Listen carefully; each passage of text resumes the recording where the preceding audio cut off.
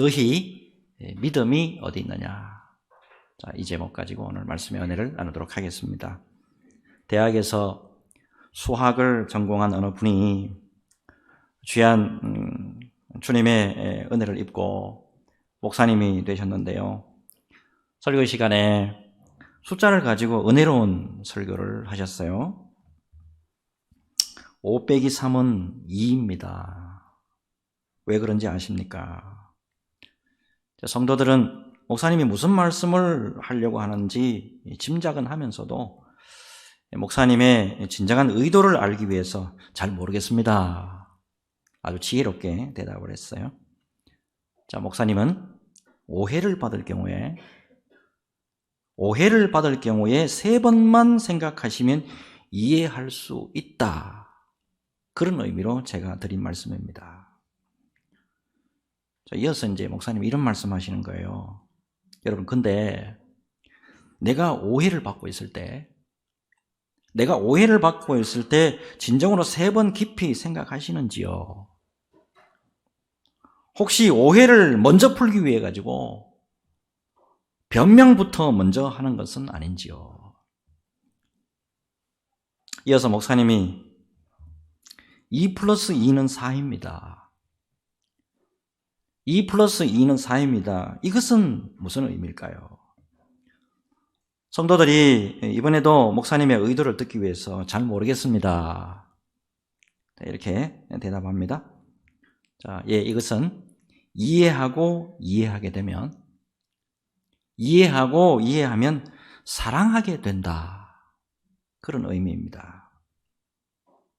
근데 여러분, 우리가 형제 자매들을 이해는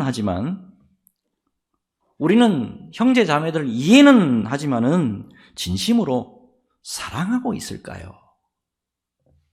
이렇게 질문합니다. 자, 목사님은 또다시 성도들에게 질문합니다. 4 플러스 4는 8입니다. 4 플러스 4는 8입니다. 그러면 이거는 무슨 뜻일까요? 성도들이 아주 지혜로워요. 끝까지 목사님 설교에 협조합니다. 모르겠습니다. 사랑하고 사랑하면 팔자가 편다. 그런 의미입니다.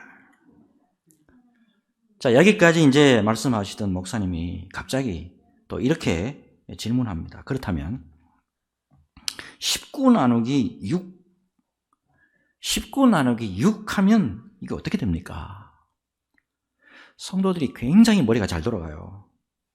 성도들이 대답합니다. 몫이 3이고 나머지가 1입니다.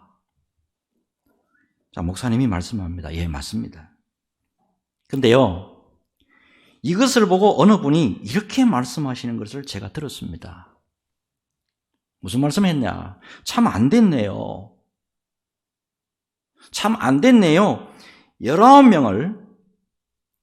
6명씩 나누면 3팀이 이루어지는데 1명이 남네요. 그 사람 참 외롭겠네요.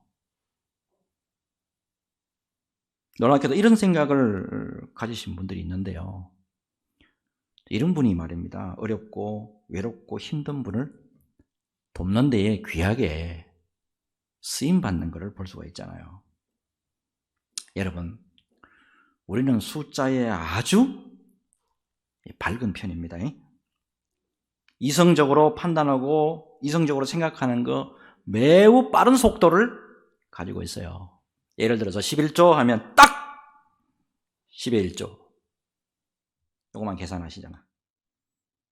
하지만 여러분, 우리는 주님의 마음을 이해하고 깊이 새기는 것에는 얼마나 빠르고 얼마나 발달되어 있을까요? 자, 오늘 말씀 속에서 이제 우리의 솔직한 모습 이거 발견하고 주님의 마음을 좀 깊이 헤아려보는 그런 시간이 좀 됐으면 좋겠습니다. 말씀의 깨달음이 중요합니다. 말씀을 깊이 깨달으시기를 예수 그리스도의 이름으로 축복합니다. 자, 계속해서 매주일 이제 누가복음에 나타난 예수님의 공생의 모습 우리가 이제 살펴보고 있는데 종료주일 보내고 부활주일 이제 2주간 그렇게 이제 보내다 보니까 말씀의 흐름이 좀 끊긴 감이 없지 않아 있는데, 그렇게 해도 계속해서 강의하겠습니다. 자, 지금까지 여러분 우리는 1차 그리고 2차 갈릴리 전도, 순회 전도죠. 이 순회 전도에서 사역하시는 예수님의 귀한 모습을 살펴봤습니다. 바로 앞에 딱 말씀을 보면 생명 살리는 현장에서 놀랍도록 헌신하시는, 땀 흘리시는 예수님의 모습이에요. 그거 볼 수가 있었고, 두 번째, 주님에게 나오는 사람들에게 은혜를 베풀어 주셔서 모든 사람들을 다 세워주시는, 일으켜주시는 예수님의 모습 볼 수가 있었고, 마지막으로 끝까지 인내하고 결실하기를 원하시는, 열매를 잘 맺으시기를 원하시는 그런 예수님의 모습을 살펴볼 수가 있었어요. 특별히 씨 뿌리는 자의 비유 나오잖아요. 씨 뿌리는 자의 비유. 이것을 통해서 예수님은 복음을 듣는 자의 마음의 중요성, 이 마음이 얼마나 중요하냐, 이거 강조하셨잖아요. 무엇보다도 착하고 좋은 마음으로 말씀 듣고 지켜서 인내로 잘 결실해야 한다 라고 하는 메시지를 주셨어요. 여러분, 주님 안에서 귀한 열매 잘 맺고 신실한 믿음으로 주님의 영광을 드러내는 저와 여러분들이 되어야 될 줄로 믿습니다. 자, 오늘 이제 세 가지 특별한 또 주제의 말씀이 이어서 나와요. 자, 차례대로 살펴보겠는데, 첫째, 등불의 비유죠. 자, 등불의 비유. 자, 요거는 씨 뿌리는 자의 비유에 그 다음에 이어가지고 복음을 들은 자가, 복음을 듣는 자의 마음도 중요하지만은 복음을 들은 자가 어떤 자세를 가져야 되느냐, 요거 말씀하시는 건데, 세 가지 격언으로 예수님이 말씀하세요. 세 가지 격언, 16, 17, 18절 보겠습니다. 자, 16절. 자, 누구든지 등불을 켜서 그릇으로 덮거나 평상 아래에 두지 아니하고 등경 위에 두나니 이는 들어가는 자들로 그 빛을 보게 하려 함이라. 등불, 세상을 밝히는 복음을 의미합니다. 그리고 등경 나오잖아요. 등경. 요거는 등잔을 놓는 기구를 말해요. 결국에 이 격언의 뜻이 뭐냐면 등불은 비추어야 한다는 거예요. 그죠? 등불을 왜 올려놓습니까? 비추라고 등불 켜서 올려놓는 거잖아요. 자, 등불은 비추어야 하는 것처럼 복음을 들은 자는 전파해야 한다, 이런 의미로 주신 말씀이에요. 그리고 이어서 17절 볼게요. 숨은 것이 장차 드러나지 아니할 것이 없고 감추인 것이 장차 알려지고 나타나지 않을 것이 없느니라. 자, 이것도 당시 굉장히 널리 통용되던 격언입니다. 무슨 뜻이냐면 복음의 비밀이 완전히 드러날 거라는 거예요. 그래서 복음의 빛을 가리지 말고 낱낱이 전해라, 그런 의미예요. 자, 그리고 이제 18절 볼게요. 그러므로 너희가 어떻게 들을까 스스로 삼가라. 누구든지 있는 자는 받겠고 없는 자는 그 있는 줄로 아는 것까지도 빼앗기리라 하시니라. 자, 이 격은요, 복음이 예수님에 의해서 빛과 같이 급속히 막 전파될 건데, 복음을 믿음으로 끝까지 잘 믿음으로 지키는 자, 풍성한 축복이 임하겠지만은 믿음으로 근데 열매를 맺지 못하면, 결실하지 못하게 되면 그 있는 것까지도 빼앗길 것이다, 이런 의미로 주신 말씀이에요. 자, 조금 어려울 수가 있는데, 자, 쉽게 이해할 수 있도록 좀 도와드릴게요. 제가 서울 일원동에서 이제 개척교회를 섬길 때입니다. 전도에 늘 열심을 내시던 권사님 한 분 계셨어요. 어느 교회를 가든지 사역을 딱 이렇게 해보면요, 전도에 참 이게 특출한 은사를 가진 분들이 더러 계시어요. 이분이 이제 그런 분이었는데, 이분이 전도해서 등록시킨 분들이 교회 출석 전체의 절반에 이르렀습니다. 100명 정도가 출석하고 있었는데 그 절반을 이분이 전도한 분이에요. 그러니 상당히 전도에 은사가 있는 분이죠. 자, 그런데 제가 궁금한 거예요. 도대체 어떻게 전도하길래 한 절반 되는 분이 이분을 그렇게 전도해 왔을까? 근데 특별한 뭔가가 안 보였어요. 전도지 그냥 들고 가셔가지고 보통 이웃 사람들 그때 아파트 그가 이렇게 밀집되어 있었거든요. 그냥 쭉 나가셔가지고 이웃 사람 만나듯이 반갑게 인사하고 교회 다니세요? 물으시고 안 다니신다고 하면 우리 교회 참 은혜로운 교회입니다. 꼭 한번 와보세요. 그리고 예수 믿으셔야 삽니다. 예수 믿으셔야 삽니다. 뭐 이 정도 말씀하고 그냥 지나가세요. 근데 놀라운 거는 이분이 그렇게 슬쩍 지나가시는 것 같은데 하나님께서 이분의 손길을 통해서 교회로 사람들이 찾아오도록 하시더라는 거예요. 말씀을 아주 뭐 이렇게 잘 전하시느냐, 몇 장 아니에요? 그거 아니에요. 근데 재밌는 거는 그분만 나가시면 등록하는 분이 그 다음 주에 반드시 생기더라는 거예요. 자, 근데 문제는 지금부터입니다. 제가 섬기던 그 교회가 6년 후에 일운동에서 좀 떨어졌죠. 양재동으로 옮겼어요. 그리고 난 다음에 교회에 큰 시험이 왔습니다.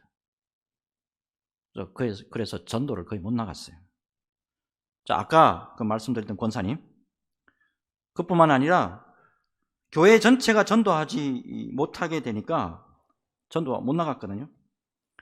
그때부터 교회가 침체되기 시작하더라고요. 예배를 딱 드리는데요. 교회의 영적 분위기가 완전히 다르더라고요. 특별히 전도에 그렇게 열심히 있던 권사님 전도 못 나가니까 믿음도 세상에 바닥을 치더라니까요. 복음을 전하지 못하니까 열심히 사라지고 그러다 보니까 귀한 은사마저 사라지는 듯한 모습이 보이고 하나님의 성령의 은혜마저 빼앗기는 듯한 그런 모습이 보이더라고요. 여러분, 등불, 우리는 복음을 받은 자들입니다. 복음을 받은 자인데 특별히 등불을 받았다가 한다면 이거 비추어야 하는 거예요. 유명한 주석가죠. 메투엘리가 이 부분에 대해서 이렇게 주석을 했습니다. 등불을 그릇으로 덮거나 평상 아래에 두면 불을 켠 의미가 없습니다. 먼저 말씀을 들은 우리는 복음을 전하도록 위임받은 사람입니다. 따라서 은밀하게 받은 복음의 빛을 드러내고 감춰져 있는 것을 나타내 사람들이 알게 해야 합니다. 등불처럼 예수 그리스도의 생명의 말씀으로 세상을 밝히는 빛이 되어야 합니다. 말씀 따라서 선한 마음과 선한 행동으로 어두운 세상을 밝게 만드십시오.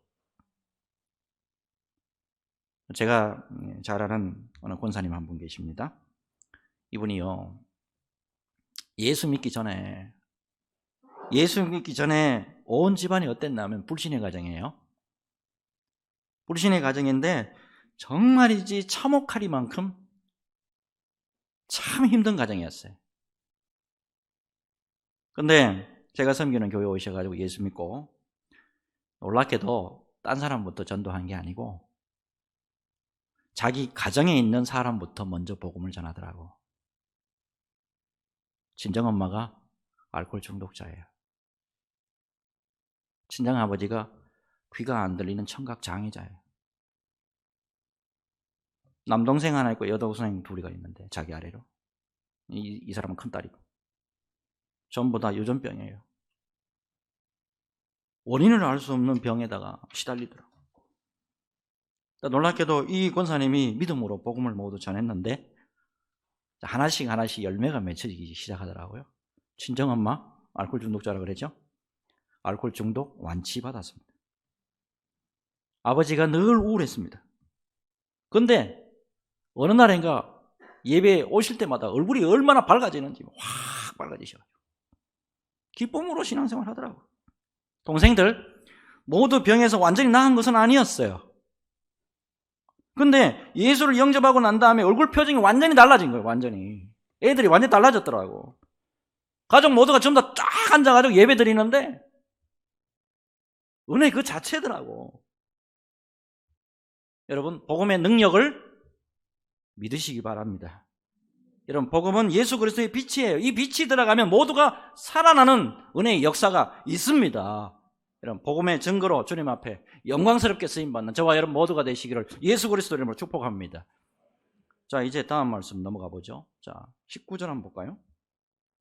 예수의 어머니와 그의 동생들이 왔으나 무리로 인하여 가까이 하지 못하니 그랬습니다. 자, 예수님의 어머니 마리아죠.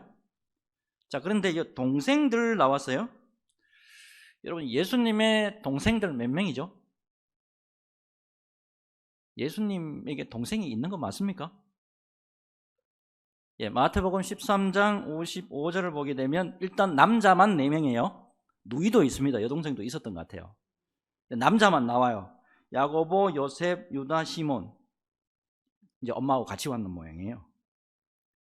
자, 예수님의 육적 가족들의 방문 요거 기록하고 있는데 방문 목적이 무엇이었을까요? 왜 왔을까요? 크게 2가지로 봅니다. 마가복음 3장을 보면 랍비들이 예수님 보고 뭐라 그랬습니까? 귀신 들렸다고. 왜요? 자기가 메시아라고 그런다고. 그랬단 말이에요. 그렇게 진단을 내렸으니까 예수님을 고향으로 데려가 가지고 쉬게 하려고 왔을 것이다. 이렇게 봐요. 근데 2번째 해석이 있는데 요한복음 7장을 보면 당시 세상 사람들에게 명성을 떨치던 예수님의 모습이 드러나니까 그거 보고 싶어가지고 동생들 데리고 엄마가 왔다. 이렇게 봅니다. 자, 여기서 문맥상으로 보면 하나님의 나라 복음을 능력 있게 지금 전하고 있는 예수님의 모습하고 딱 연결이 되니까 이거 후자의 모습일 것이다. 이렇게 봅니다. 그런데 이제 중요한 말씀이 나오죠. 예수님의 참된 영적 가족이 누구냐?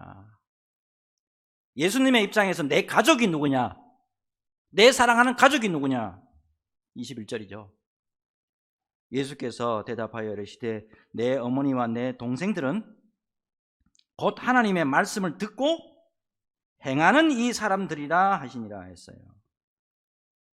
예수님의 참된 영적인 가족, 복음 안에서 하나님의 말씀을 듣고 행하는 사람들이다. 이렇게 말씀하고 있네요. 자, 이 말씀은 물론 육적인 부모, 형제와의 혈연 관계 이거를 부인한다. 그거 다 잔절이다. 그거하고 상관없다. 그 말이 아니죠. 예수님의 특별히 하나님의 말씀의 씨앗을 받아가지고 잘 결실하는 자가 주님의 참된 영적 가족이다. 그게 내 가족이야. 예수님의 말씀이에요. 가만히 보니까 말씀 어때요? 말씀 많이 알아야 돼. 말씀 많이 외워야 돼. 그게 아니죠. 행함, 또요. 결실, 열매, 이거 강조하나요? 맞죠? 이거 강조하고 있단 말이에요. 여러분, 예수님을 믿는 사람들의 정체성을 말할 때 열매가 얼마나 중요하냐. 이거 여러분 우리가 잊으시면 안 됩니다. 중요한 거는 여러분 예수를 믿기는 믿었는데 열매가 제대로 맺히지 않았을 때 큰 낭패가 올 수가 있다 이 말입니다. 여러분, 나 하나 잘못하면 어떤 일이 벌어집니까? 예수 믿는 나 하나가 잘못하게 되면 밖에 나가면 어때요? 내가 잘못함으로 말미암아 예수 믿는 모든 사람들이 비난의 대상이 돼요. 그리고 나 하나 잘못하면 하나님의 영광이 완전히 가려집니다. 반대로요. 나 한 사람의 신앙의 열매가 잘 맺혀지면 어떻습니까? 나 때문에 모든 사람들이 존귀함을 받고 나 때문에 예수 그리스도의 영광이 온 천하에 드러나게 된다는 사실입니다. 여러분, 바벨론 포로 시대 때에 다니엘 우리 너무 잘 알죠? 다니엘 한 사람이에요. 당시에 다니엘이 있었던 장소, 이거 중요합니다. 다니엘이 과연 어느 곳에 있었냐? 당시 최고의 우상이 득실득실하던 것이 바벨론입니다. 세계에서 가장 우상이 판치고 있던 나라가 바벨론이에요. 거기에 포로 신세로 살았습니다. 권위 있는 학자의 견해에 따르면 다니엘의 기록을 보면 잘 보세요. 한번 보면 가족의 이름이 나오냐? 가족 이름 한 명도 안 나와요. 와이프 이름도 안 나와. 그 다음에 늘 왕궁 안에만 있었다라는 기록이 나옵니다. 늘 왕궁 안에 머물러요. 그래서 학자들은 권위 있는 해석을 이렇게 합니다. 다니엘은 아마 거세당한 환관이었을 것이다. 포로로 어릴 때 잡혀갑니다. 우상이 득실되는 곳에서 이름도 바뀌죠. 이름이 뭘로 바뀝니까? 벨드사살로 바뀝니다. 다니엘 할 때 엘 이거는 하나님이죠. 내 이름에 하나님이 들어간다고. 다니엘 이게 무슨 뜻이냐면 하나님은 나의 재판관입니다 이런 뜻이에요. 내 이름에 하나님이 들어간다고. 근데 바벨론으로 포로로 딱 들어가가지고는 이름이 벨드사살인데 벨 이거는 우상 이름이에요. 벨드사살 벨 신이여 그의 생명을 보호하소서 이런 뜻이에요. 내 이름이 하나님의 이름이 여기 떨어져 나가버리고 우상 이름이 들어가 버렸다고요. 어린 나이에 남의 나라에 붙들려갔어요. 내 이름 가운데 하나님이 들어있었는데 하나님의 이름 그것도 뺏겨버렸어요. 거기다가 더 기가 막힌 거는 거세 당해가지고 남자 구실도 못한단 말이에요. 자, 그런 다니엘의 삶의 가운데 그 삶이 어땠냐는 거예요. 그런 가운데서도 하나님 앞에 믿음으로 반듯하게 서니까, 그리고 하나님 앞에 기도하는 사람으로서 영적인 능력을 실제적으로 보여주니까 그것을 본 느부갓네살 왕이 뭐라 그럽니까? 여호와 하나님만이, 네가 믿는 여호와 하나님만이 참 신이다 고백하잖아요. 당시에 바벨론 아래 수많은 영적 지도자들이 있었지만 다니엘을 따라갈 수 있는 자가 없었잖아요. 모든 문제, 그 어려운 그 난관들 다 누가 해결했습니까? 다니엘이 해결해 줬잖아요. 놀랍게도 나라가 다니엘이 있는 동안에 3번 바뀌었잖아요. 3번 바뀌었는데도 불구하고 총리로서 끝까지 하나님의 영광을 드러내면서 아름답게 쓰임 받았잖아요. 믿음 안에서 여러분 아름답게 결실한다는 거, 열매 맺는다는 게 이게 이렇게 중요한 거예요. 특별히 나 한 사람이 열매를 아름답게 맺었다라고 하는 것이 얼마나 하나님 앞에 영광이 되는지 몰라요. 오늘날 기독교가요, 많은 불신자로부터 외면당하고 배척당하잖아요. 이유가 뭡니까? 말씀 몰라서 그렇습니까, 여러분? 우리가 외면당하고 왜 배척당하죠? 불신자들에게. 말씀 몰라서 그렇습니까? 똑똑하지 않아서 그렇습니까? 여러분 못 배워서 그렇습니까? 뭡니까? 선한 결실, 선한 열매, 이게 사라졌잖아요, 교회 안에서. 마태복음 7장 18절에서 21절 같이 읽겠습니다. 마태복음 7장 18절에서 21절 같이 읽습니다. 시작. 좋은 나무가 나쁜 열매를 맺을 수 없고 못된 나무가 아름다운 열매를 맺을 수 없느니라. 아름다운 열매를 맺지 아니하는 나무마다 찍혀 불에 던져지느니라. 이러므로 그들의 열매로 그들을 알리라. 나더러 주여 주여 하는 자마다 다 천국에 들어갈 것이 아니요 다만 하늘에 계신 내 아버지의 뜻대로 행하는 자라야 들어가리라. 아멘입니까? 아멘입니까? 결실, 열매의 중요성 꼭 새기시고 하나님의 말씀 잘 받아서 귀한 열매로 우리 주님께 영광 돌려드리는 우리 수원 소망교회 성도들 다 되시기를 예수 그리스도 이름으로 축복합니다. 마지막으로요, 풍랑을 잔잔케 하시는 예수님이죠. 풍랑을 잔잔케 하시는 예수님의 모습. 자, 22절. 하루는 제자들과 함께 배에 오르사 그들에게 이르시되 호수 저편으로 건너가자 하시매 이에 떠나가 그랬습니다. 현재 지금 예수님과 제자들의 위치는 어디냐 하면 가버나움이에요. 자, 이 갈릴리가 있으면 한 이쪽에 가버나움이에요. 근데 지금 호수 저편이라 그랬는데 반대편이에요. 거라사라는 곳으로 예수님이 가자 그러신 거예요. 거라사로 그러면 왜 가자 그러셨느냐? 예수님이 사역으로 인해서 피로가 누적이 되신 것 같습니다. 그래서 좀 쉬자고 그쪽으로 가자고 하신 것 같아요. 자, 근데 이어서 23절. 행선할 때 예수께서 잠이 드셨더니 마침 광풍이 호수로 내리침에 배에 물이 가득하게 되어 위태한지라 그랬어요. 자, 예수님이 지금 고나게 잠드셨다. 예수님이 하나님이시면서도 인성을 그대로 가지고 계시는 모습이다라는 것을 우리에게 보여줍니다. 그런데 예수님이 함께 하십니다. 예수님이 내 배에 함께 하신다고요? 예수님이 우리 교회에 함께 하신다고요?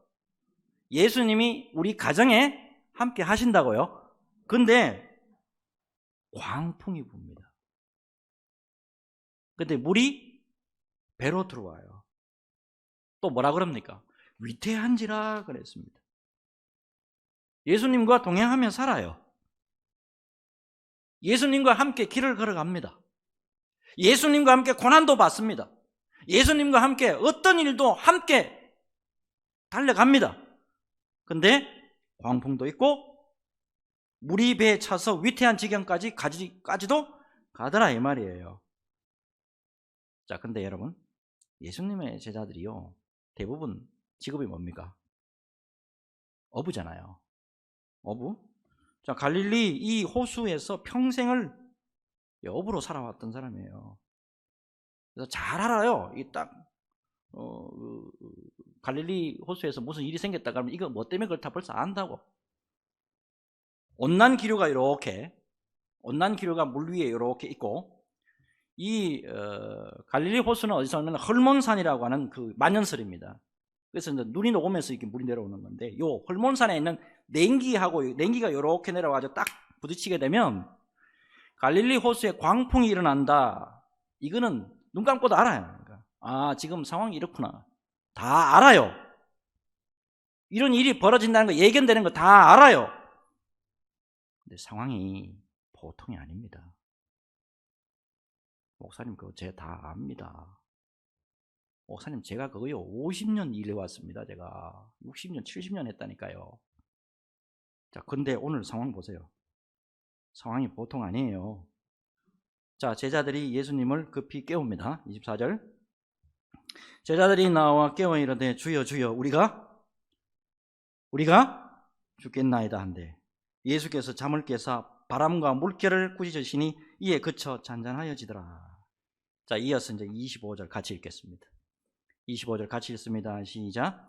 제자들에게 이르시되 너희 믿음이 어디 있느냐 하시니 그들이 두려워하고 놀랍게 여겨 서로 말하되 그가 누구이기에 바람과 물을 명함에 순종하는가 하더라. 자, 특별히 뭐라고 말씀하시죠? 너희 믿음이 어디 있느냐. 이와 동일한 사건을 기록하고 있는 마가복음 4장 40절에 이렇게 기록하고 있습니다. 이에 제자들에게 이르시되 어찌하여 이렇게 무서워하느냐.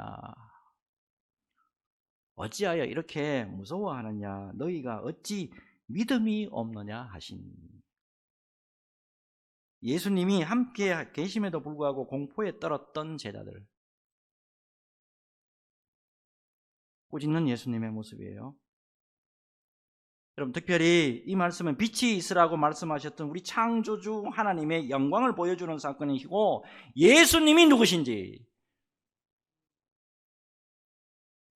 누구신가 이거 분명히 알려주는 말씀이에요. 자, 무엇보다도 여러분, 오늘 주님께서 너희 믿음이 어디 있느냐. 또 여봐, 네 믿음 어디 있노? 누구야? 네 믿음 지금 어디 있어? 여러분, 우리의 믿음의 현주소를 한번 깊이 생각해 보셨으면 좋겠습니다. 오늘 제가 설교 도입 부분에서 믿음의 사람으로서 우리의 솔직한 모습을 좀 봅시다. 제가 말씀드렸죠? 오늘 말씀 잘 보세요. 등불 비유 말씀 주셨잖아요. 과연 우리는 여러분 등불로서 복음의 빛을 온전하게 잘 비추는 삶을 살고 있습니까? 하나님의 말씀을 듣고 행하면서 귀하게 결실하고 있을까요? 예수 오래 믿으셨잖아요. 그러면 내놓을 만한 열매가 있을까요? 여러분, 열매 있습니까? 그리고요, 주님을 향한 굳건한 믿음 속에 내가 살고 있을까요? 무엇보다도 우리 주님이 진정으로 기뻐하시는 믿음 안에 내가 거한다고 확신할 수 있느냐 하는 거예요. 오늘 말씀 준비하면서 기도의 사람이고 믿음의 사람이에요. 마틴 루터. 마틴 루터에 관한 책 하나 있는데 이번에 기도 책이 하나 있어요. 자, 이 책 들여다보면 그 당시의 상황들이 적나라하게 나옵니다. 종교개혁 시대입니다. 자, 종교개혁 시대 하면 유럽 전체가 가톨릭을 믿고 있잖아요. 근데 이분만 지금 일어나서 뭐냐면 가톨릭 잘못됐다고, 가톨릭 썩었다고, 이건 비진리다고 외쳤단 말이에요. 그러니 가톨릭 진영에 있는 사람들이 가만히 있겠습니까? 전부 다 마틴 루터 죽이려고 혈안이 되어 있는 상황입니다. 혼자 외롭게 지금 사역하고 있는 거예요. 기독교 썩었습니다. 교회 썩었습니다. 사역자들 말씀 잘못 전가하고 있습니다.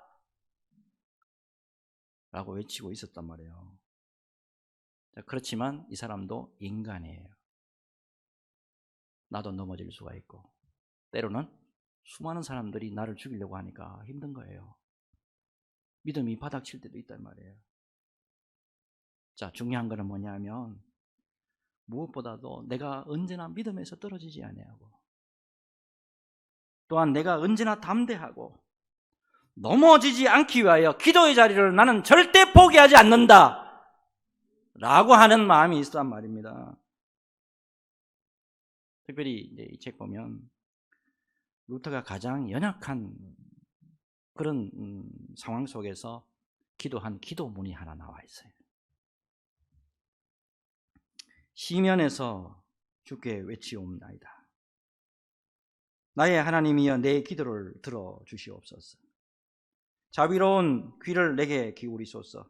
나를 절망에 두지 마옵소서. 모든 잘못을 기억하시고 인과 응보를 찾으신다면 누가 감히 주 앞에 나오리까? 오직 주의 사랑으로만 내 죄의 사함을 얻나이다. 아무것도 아닌 자신을 자만하게 하지 마소서. 공포 속에 나 자신이 자비로 역사하사 우리의 일을 성취하게 하시며 의롭게 인도하여 주소서. 주님 안에 내 소망이 있으므로 티끌 같은 내가 내 일을 할 수 있사오니 나는 헛된 곳에 나를 세우지 않고 다만 주의 말씀과 진실한 믿음에서 나를 세우나이다. 주의 보호로 나를 성취하고 있습니다. 주는 나의 반석이시오 방패이시니 내가 기다리는 구원이십니다. 우리들 죄악과 모욕의 상처가 클지라도 또한 낭만과 시면의 어두움이 대단하다 할지라도 주의 구원은 자비하사 못함이 없으시고 주는 충만하신 사랑으로 우리를 인도하시니 죄악과 슬픔에서 벗어나는 우리 제자들을 누가 막으리이까? 선한 목자가 되신 예수 그리스도의 이름으로 기도합니다. 아멘. 여러분, 언제나 기도의 자리를 떠나지 않았던 루터, 수많은 난관이 있었습니다. 죽을 고비 많았습니다. 근데 마침내 끝까지 믿음 지키고 최후 승리를 마틴 루터가 거두었다라고 하는 사실입니다. 여러분, 우리의 기도를 살펴보시기 바랍니다. 솔직한 나의 기도를 보시길 바랍니다. 기도에 무릎 강한 자 절대 쓰러지지 않고 기도에 무릎이 강한 자 믿음으로 주님 앞에서 사명 끝까지 잘 완수할 수 있습니다. 깊은 기도를 통해서 우리 믿음 잘 지키면서 주님 앞에서 귀하게 그리고 끝까지 쓰임받는 저와 여러분 모두가 되시기를 예수 그리스도의 이름으로 축복합니다. 축복합니다. 우리 같이 기도합니다. 눈을 감으세요.